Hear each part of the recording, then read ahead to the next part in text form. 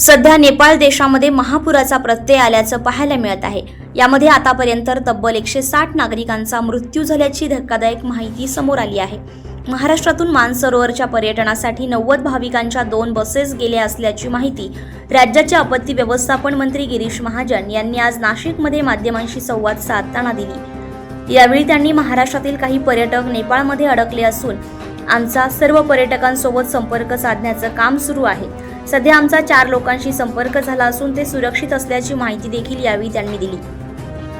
मी माझ्या शेजारी राहणारे कुटुंब परवा 4 दिवसापूर्वीच मला भेटून आम्ही मानसरोवरला चाललो आहे म्हणून त्या ठिकाणी गेलेले 4-5-6 दिवसापूर्वी मला लगेच ही बातमी बघितल्यावर मी त्यांच्याशी कॉन्टॅक्ट केला। आपण त्यामुळे फोनवर कोणाशी संपर्क होऊ शकत नाही आहे, पण मला वाटतं 4 जणांचा आमचा संपर्क झालेला आहे, ते सुखरूप आहेत।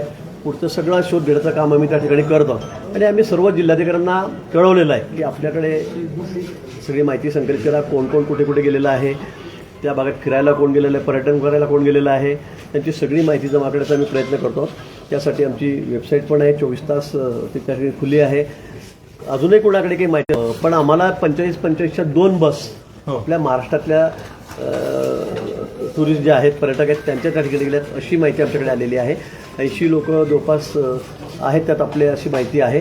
आम्ही त्यांचा शोध घेतो आहे, त्यांच्याशी संपर्क करण्याचा सतत आम्ही प्रयत्न करतो आहोत। तिकडच्या सरकारशी सुद्धा आमचा केंद्र सरकारचा संपर्क सुरू आहे। माननीय मुख्यमंत्री महोदय स्वतः त्यात लक्ष घालत आहेत। मला वाटतं जशी आम्हाला माहिती मिळेल ती आम्ही लगेच तशी त्या ठिकाणी सर्वांसाठी प्रसिद्ध करू।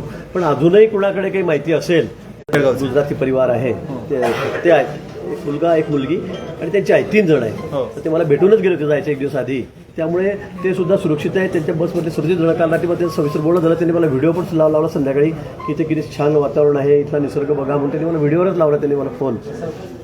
ते सुद्धा सुरक्षित आहेत। त्यातले मुलगा मुलगी देखील अमेरिकन आहेत, तिकडे शिकण्यासाठी सुट्टीमध्ये इथे आलेले होते 4-8 दिवसात 15 दिवसासाठी फक्त फिरायसाठीचं पण। आणि म्हणून मला असं वाटतं की ती बस पूर्ण सुरक्षित आहे। पण त्याच्यामध्ये वेगवेगळ्या ठिकाणचे लोक आहेत, कारण ते इथून दिल्लीला गेले, दिल्लीहून मग नेपाळने आपल्या आजूबाजूला गेलं असेल, कोणी आपले नातेवाईक गेले असतील, आपल्या ओळखीचे कोणी गेलं असेल, जसं मला माहीत होतं आणि म्हणून मी लगेच त्यांचा शोध घेतला। पण ते सुखरूप आहेत। तसं कोणी गेलेलं असेल त्यांनी आम्हाला तात्काळ या ठिकाणी कळवावं, म्हणजे मग आम्हाला शोध घेण्यासाठी सोपं होईल। मंत्री गिरीश महाजन यांच्या नेतृत्वाखाली राज्याचे आपत्ती आणि व्यवस्थापन विभाग हे राज्यातून नेपाळमध्ये गेलेल्या पर्यटकांच्या संपर्कात असून याचकरिता महाराष्ट्रातील पर्यटकांसाठी 1070 हा क्रमांक जारी करण्यात आलेला असून आपल्याला काही माहिती असल्यास द्यावी असं आवाहनही यावेळी मंत्री गिरीश महाजन यांनी केलं। 9 न्यूज महाराष्ट्रासाठी प्रतिनिधी साहिल बेलसरे, नाशिक।